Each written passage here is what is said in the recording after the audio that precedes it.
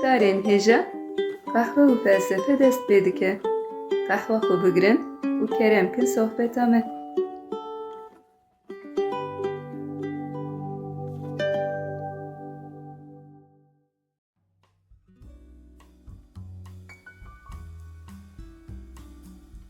Merhaba guhdarên hêja, bi beşeke nû a qehwe felsefê em dîsal pêş berîwene. Merhaba guhdarên hêja, me dîsa qehwa xwe hazir kir û bi bernameyeke nû em li pêş berîwene.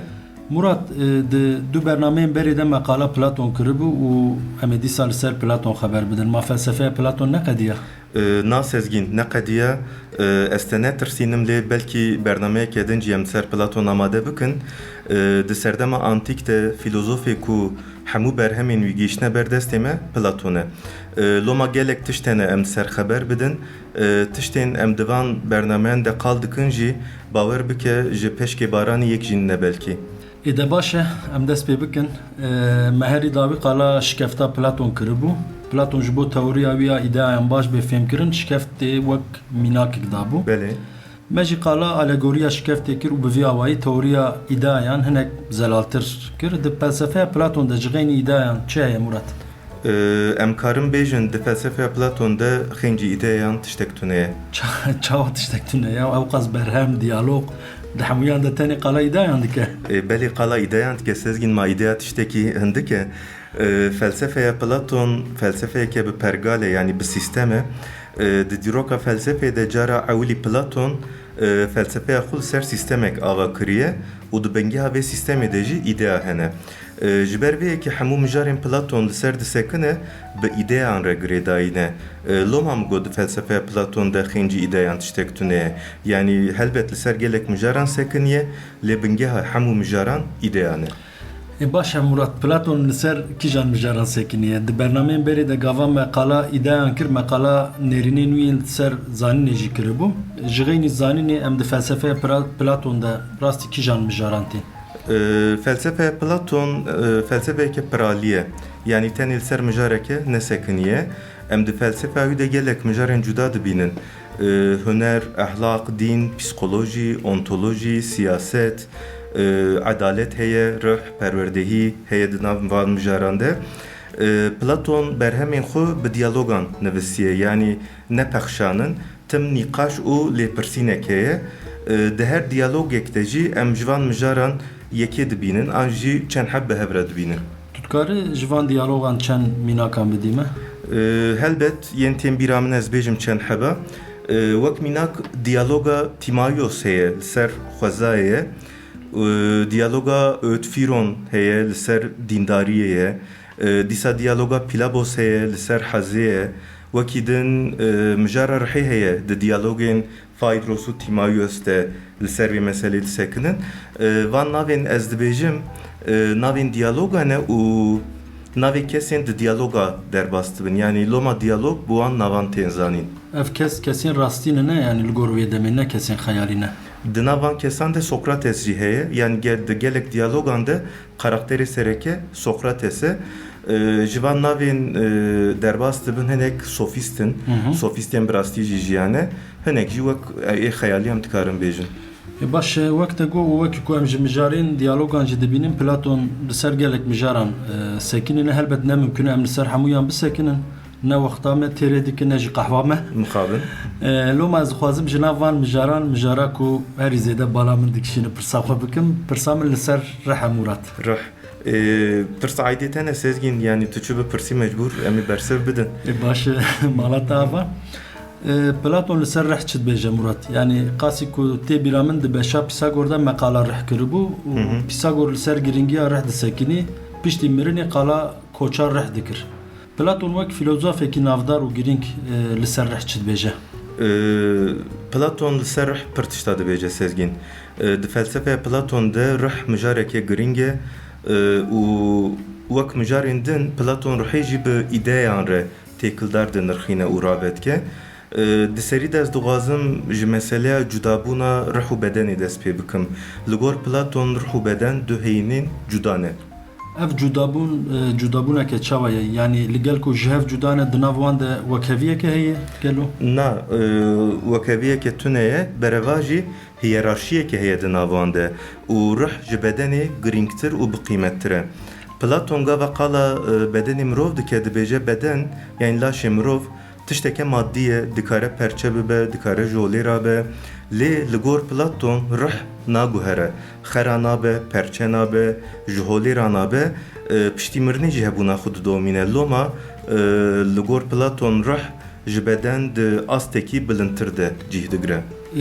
ji Pisagor tê bîra min gava Pisagor qala reh dikir digo reh piştî mirinê jî hebûna xwe didomîne derbasî laşeke din dibe yani koç dike gelo em dikarin bêjin Platon dibin bandora Pisagor de maye Belê Pisagor jî werdigo ev mesele koça ruh yani reinkarnasyon an kirasguhertin berî Pisagor jî hebû. Di gelek baweriyan de berî Pisagor jî hebû. Lê giringiya Pisagor çi ye? Pisagor cara ewilî bi awayeke pergal xist nav felsefeyê. Di nav felsefeyê de cih girt. Lê em dikarin bêjin ev nêrînên Pisagor li ser Platon bandoreke çêkiribe yani ihtimalek heye çimkî em zanin Platon çûye İtalyayê li dibistana Platon li dibistana Pisagor ders girtiye ji Pisagor parêzan û heta dûre jî hatî qewrandin ji ber ku tiştên ku di cemaata wan de tê qalkirin Platon li derve dibêje li derve tê qalkirin yani dibe ku nêrînên wanên li ser rihê dişibin hev. Di nêrînên Platon de cudabûna rih û beden wekî din çawa derkeve pêş berî me Murat? Em di epistemolojiya Platon de jî vê cudabûnê dibînin sezgîn yani em nikarin bêjin Platon tenê qala cudabûneke ontolojik dike. Cudabûneke ontolojik çi ye Murat? Ev çi gotinên ecêbin ji kerema xwe re bi Kurdî xeber bide yana ez mikrofonê bigirim ez çi bikim? Sezgîn ne gotin ecêbin ya dîgere tu epistemolojiyê zanibî, ontolojiyê zanibî ma di bernamen berî em heftê û heft cara got jî got min fehm kir.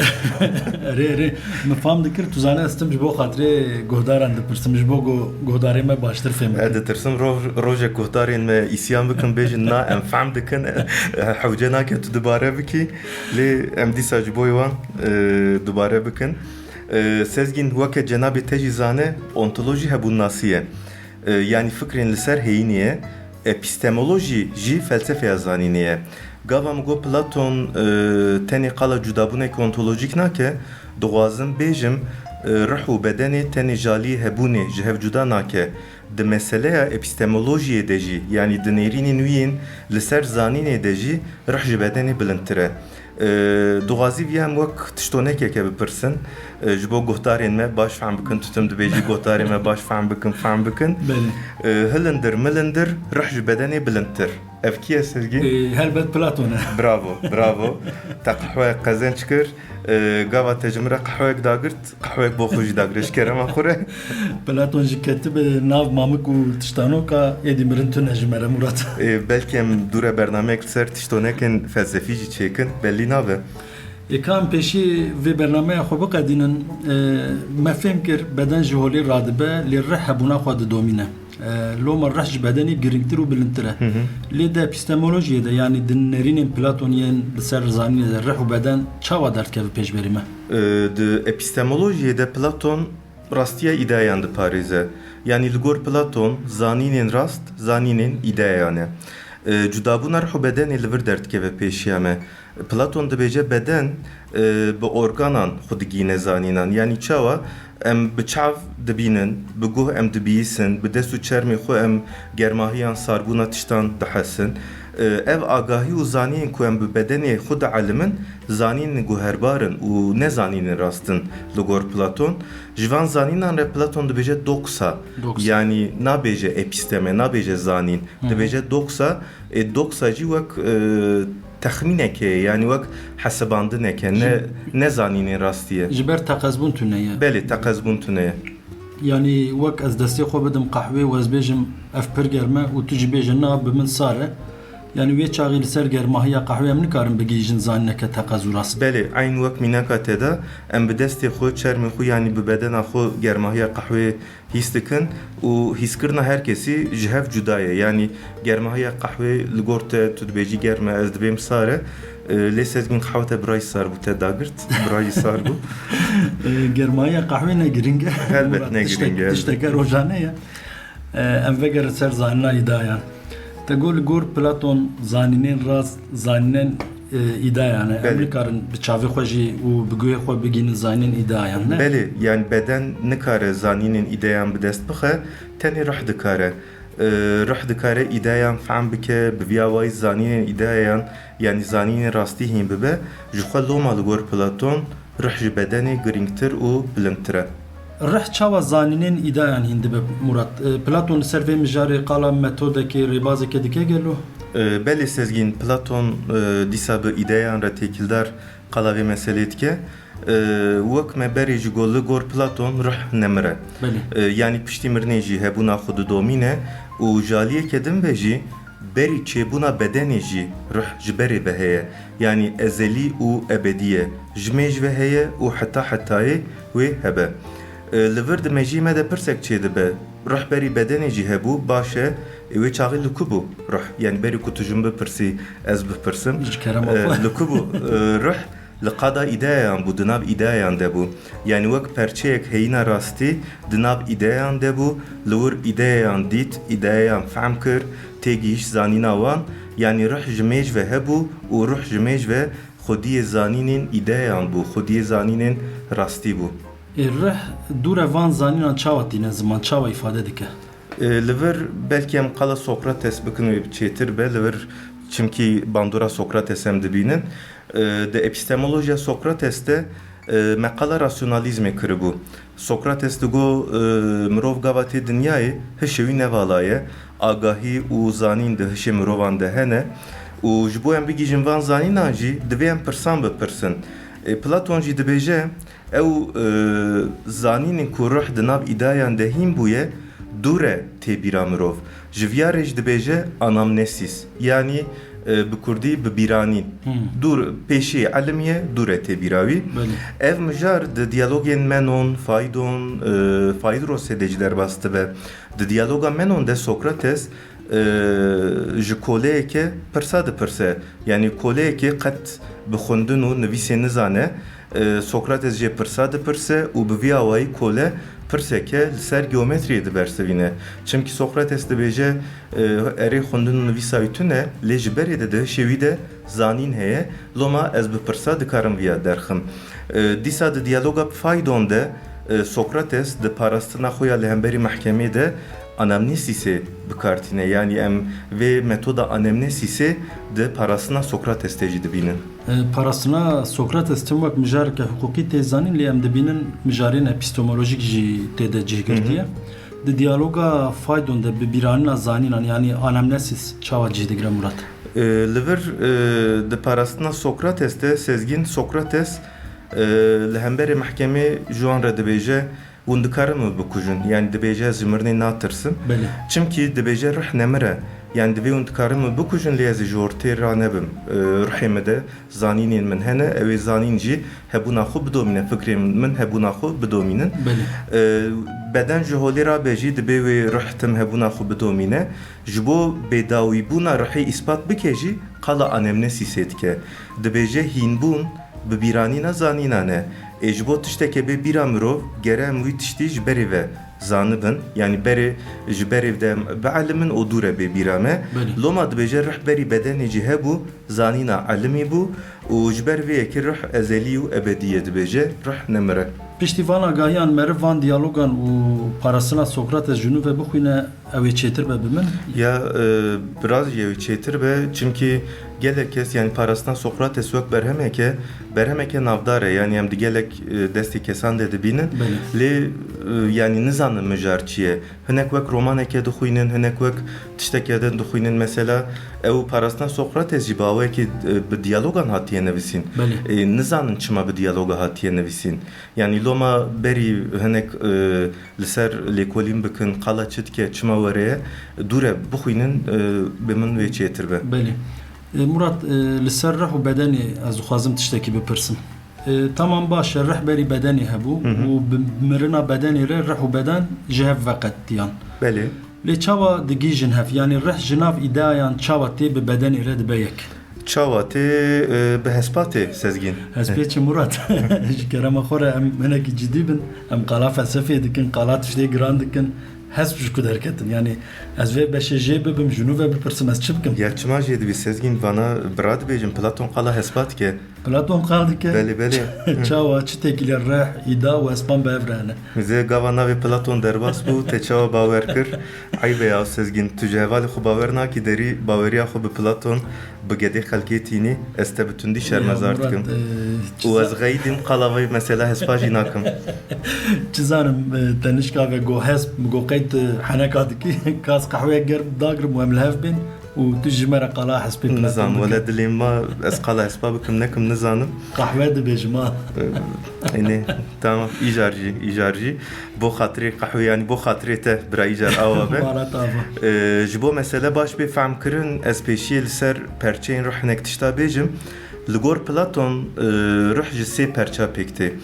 Di berhema dewletê de qala vê meselê dike. Van sê perça em wîsa dikarin rave bikin.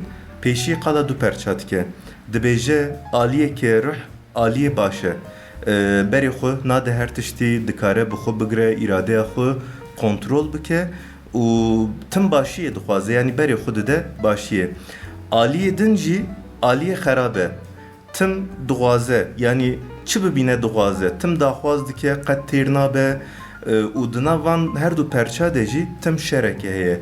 Yek dixwaze hukmê li ser perçê din bike. İja perçe sêmîn jî heye sezgîn. Ev jî perçeya aqlî ye û her du perçeyê din îdare dike. Dixwaze di nav her du perça de yani di nav başû xerabiyê de hevsengiyeke çêke ji bo ev taybetmendiyên rih bê baş bê fehm kirin jî qala alegoriyeke dike qala şibandineke dike yani her çi qas tu baweriya xwe biminînî jî qala hespa dike. Yani wek alegoriya şikeftî. Belê. Alegoriya rih em di diyaloga Phaedros de dibînin. Platon rast rihê dişibîne erebeyek yani dişibîne Pythoneke. Pythoneke hespa dibêje rih wek erebeyeke û jaliyê du hespan ve têkişandin. Hespeke reş û hespeke spî. Ev hespê reş di rih de aliyê xerab temsîl dike. Hespê spî jî aliyê başî temsîl dike. Van her du hespan tim dixwazin erebê ber bi aliyê xwe ve bikişînin. Yani tim di nav hewldaneke de ne yani spî dixwaze bikişîne aliyê xwe, reşî dixwaze bikişîne aliyê xwe. İja xîncî hespan di vê alegoriyê de ajokarê Pythonê jî heye, ajokarê erebî heye. Ev ki ye? Ajokar jî perçeya aqlî temsîl dike. Yani aql di ruhê de perçeyê aqlî temsîl dike. û ji bo erebe ji rê dernekeve, di rê de rast here, divê her du hespa baş kontrol bike. Kontrol ji dest derxe wê erebe biqelbe. Îja dibê wextekî tê hespê reş yani aliyê xerab hêza xwe zêde dike û zora hespê spî dibe. Erebê ber bi aliyê xwe ve dikişîne û erebe diqelbe. Yani rih ji nav îdeayan dertê û dikeve nav bedenek. Alegoriyeke balkêş e bi rastî jî him balkêş e û him jî ji bo mijar baş bê fêmkirin şibandînên baş û xurt bikaraniye wek alegoriya şikeftî. Yani gava min qal kir te got em jê bibin, em giran bin, em ciddî bin û ana jî dibêjî alegoriyeke balkêş e. Ji napê de tu çi bêje ez nabêjim ya wek henekî ya ne. Na tu here baweriya xwe bi Platon bîne bi gedê xelkê bîne. Sezgîn ev alegoriya ku me qal kir û alegoriya şikeftê em bêjin diyalogên Platon de baş hatiye bikaranîn bi rastî jî. Yani tiştên ku qal dike Platon mesela îdeyan, mesela rih vana meselê em çawa bêjin meselê hinek razberin, hinek giranin û ji bo baş bê femkirin jî Platon van mînakan dide. Loma yani weke ku dixwaze mesele baş bê femkirin loma van alegoriyan van şibandinan girîngin û mijarê jî di hişê me de zelaltir dike. û tiştekê din ez dixwazim bêjim ev şibandina Araba hespa tim helbesteke Abdullah Pêşew tîne bîra min di helbestekî xwe de dibêje em di nav Pythonekê de ne û du hespê kor wê dikişînin. Her cara vê alegoriya hespa dixwînim ew helbestê bîra min. Li wir jî du hesp hebûn. Belê. Em silaviyên xwe ji şairê xwe yê hêja jî bişînin. Belê em silavên xwe dişînin, spasiyên xwe mezin dişînin ji bo kedawî û ji bo helbestên wî yên hêja. Murat di vê alegoriyê de tiştek bala min kişand. Di rih de gava aliyê xerab zora aliyê baş dibe. Rih dikeve bedenê. Yani wek encameke neyînî wek têkçûneke qala veya dike. Ji bo Platon cîgirtina rih a di bedenê de tişteke xerab e gelo? Helbet tiştekî xerab e. Yani hatta em dikarin bêjin wek cezayeke. Di serî de gava miqala cudabûna rih û bedenê kir sezgîn tedî migo li gor Platon rih ji bedenê bi qîmettir e, bilindtir e. Bifikire tiştekî bi qîmet bi tiştekî bê qîmet re dibe yek. Yani baweke mecburî tenê cem hev û dundurê wî de cihê digire. Yani weke ku bifikire qehweyeke pir xweş, qehweyekê em bêjin bi dendikên pir qîmet ji bexçeyên Brezilyayê hatine hêrandin û kelandin tu bixwî fincaneke qirêj û şikestî. Yani tu qîmeta qehwê namîne. Ev alegorî jî bira. Yani hev Platon bizane alegoriya bike. Ez veya merak dikim yani çima veya wek cezayeke dibîne. Yani gava rih dikeve bedenê tamam tiştekî xerab e lê çima wek ceza bi çi jêkêm dibe? Rih berî ku bikeve bedenê di nav îdeyan de ye. Di nav heyînên rastî de ye. Tu zanî ji bo Platon îdeya heyînên herî bi qîmetin û herî heyînên herî rastî ne. Gava dikeve bedenê dikeve nav jiyana rojane. Yani dikeve nav heyînên rojane û heyînên bê qîmet. Ev heyîn jî çi ne? Siyên li ser dîwara şikeftê ne. Yani heyînên nerastin. Wekî din gava rih dikeve bedenê êdî bi zanînên ku ji aliyê bedenê ve hatine hînbûn re muhatap dibe. Yani tiştê beden di elime, tiştên rojane ne, tiştên nerastin, tiştên guherbarin û heyîneke wek rih, heyîneke wek rih bi qîmet bi vana re muhatap dibe. Yani pêşiya rih digire esas beden pêşiya wê digire. Erê pêşiya wî digire. Yani rih xwediyê zanînên rastiye û dikeve nav zanînên nerast. Ev ji bo rih wek cezayeke û talûkeyeke mezinê jî di navan heyîn û zanînên nerast de eger birêya anamnesîsê zanîn rastnên bîra wî îhtimal heye ku rih qet negîje heqîqetê, negîje rastiyê. Çi senaryoyeke xerab e ya meriv li ber rih dikeve gunehê mere pêtê. Xwedê rihê me star bike em çi bêjin? Amin. Amin bêjin.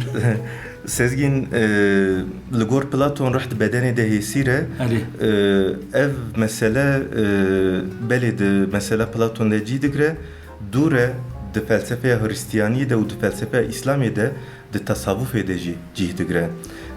Li gor tasavvufê jî rih ji welatê xwe di nav jiyana rojane de li sürgûnê ye. Yani ji welatê xwe dûr e.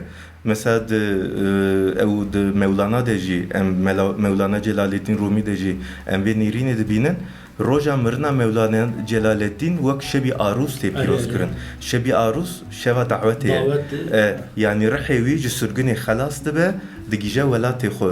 Yani ev mesela rih û beden bandora xwe dûr e jî dewam kiriye bi sed salan di baweriyên din de jî derdkeve pêşiya meviye. Loma li gor Platon jî gava mêze dikin me got wek cezayeke rih di beden de cî digire weke ku di zindanê de be. Yani girtiyeke zindanê bifikire nikare xwe bigîne ronahiyê têkiliya wî bi jiyanê re qut dibe. Rih jî gava dikeve bedenê dikeve vê rewşê. û Platon dibêje însan bi felsefeyê bi rêya felsefeyê vê rewşê fehm dikin. Yani bi rêya felsefeyê fehm dikin ku rihê di nav bedenê de girtiye, di nav tarîtiyê de ye.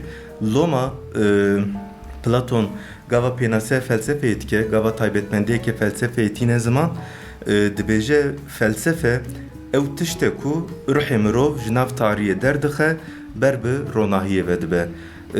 Di bernameyê yekemîn de meqala viya kiribû Sezgîn, ez bawerim baş tê bîrate. Pir xweş tê bîra min Nevro Murat. Belê înşallah were ye. Ez ê carna li ser bernameyên berê tişta ji te pirsim. Hilindir milindir rih ji bedenê bilindtir. Platon. Baş e. Li ser esareta rih dixwazim tiştekê din jî bêjim. Tedî Platon dibêje rih di bedenê de di zindanê de ye hêsî re rih bi mirina bedenê re ji bedenê derdikeve yanî weke ku xelas dibe.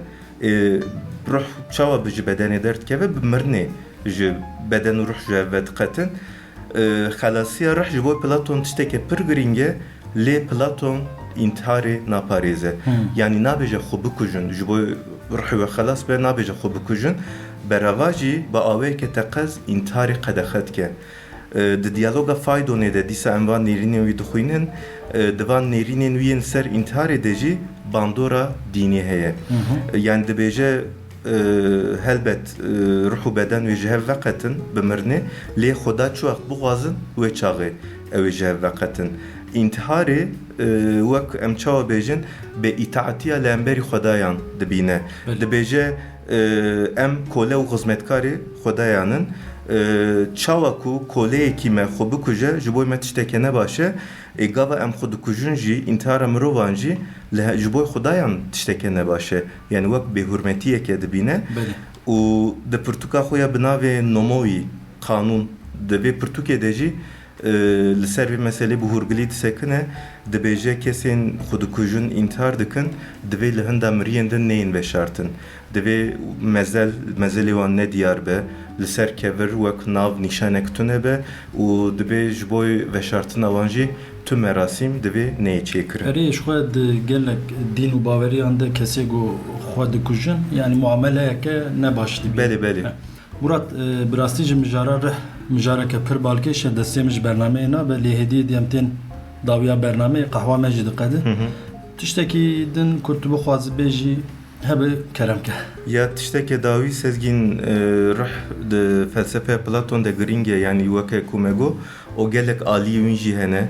Yani me hinek heta ji destê me hat meqala aliyê epistemolojik û ontolojik kir, meqala cudabûna ontolojik kir ku ez dibêm te baş fehm kiriye. Yani tiştekê dawî ez çi bêjim, ez bêjim em erebeya hespa baş kontrol bikin, ra erebeya rihê me neqelibe û rihê me ji rê dernekeve. Baş e, ez dibêm guhdarê me peyama te girtin, em xatir bixwazin. Belê em xatir bixwazin ji wan û bernameya xwe biqedînin. Belê guhdarên hêja heta bernameyeke din beşeke din bimînin di nav xêr û xweşiyê de. Guhdarên hêja heta bernameyeke din bimînin di xêr û xweşiyê de bê qehwe û felsefe nemînin. Bi xatirê we. Bi xatirê we.